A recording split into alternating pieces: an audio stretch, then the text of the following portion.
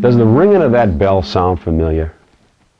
Just like so many other places, this town has a clock located in the tower of the town hall. Have you ever been curious about these clocks?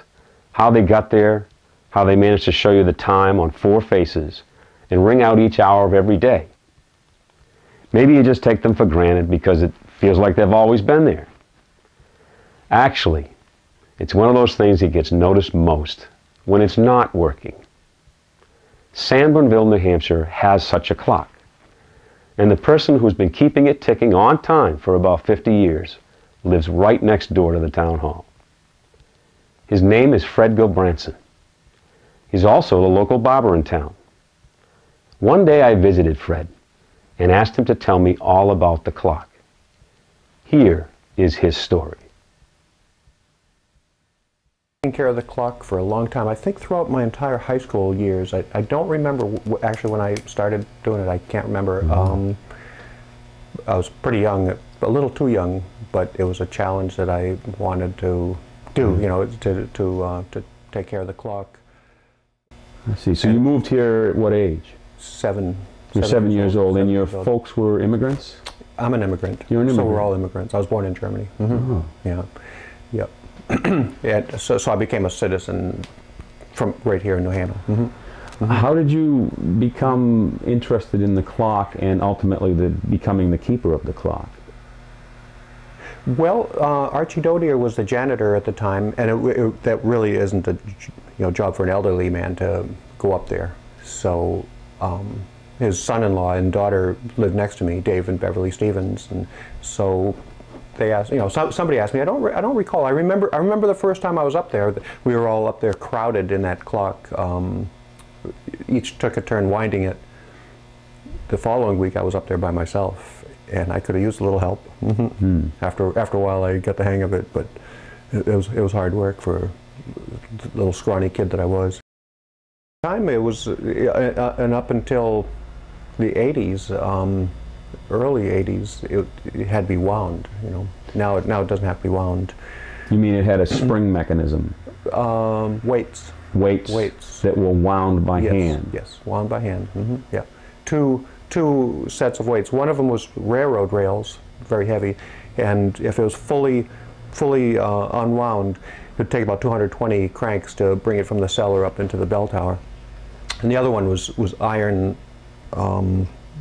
Iron plates, not nearly as heavy, and I think that was about 50. And so the 50 revolutions, the 50 cranks, that kept it ticking, and the rails kept it ringing.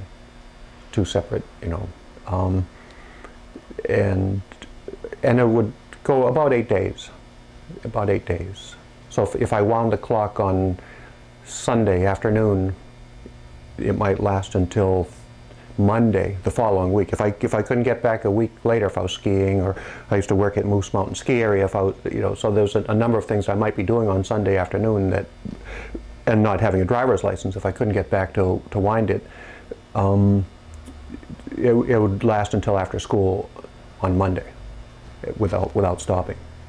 You seem to like clocks. I like that clock. I do like clocks. Yeah. Yeah, you've got clocks in your place of business here, and of course you can hear the clock chime because you're only a couple of doors down from the town hall. Yes.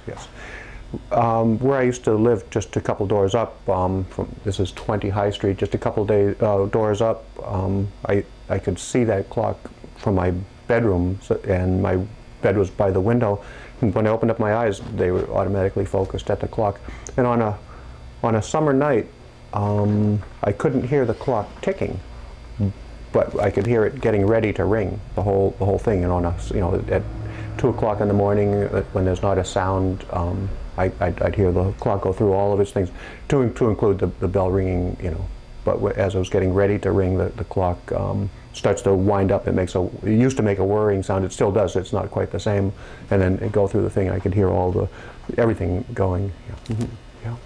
Company. You're familiar with the company Howard Clock Company and Boston Clock Company, and it's possible that may be the same company, that one bought the other out.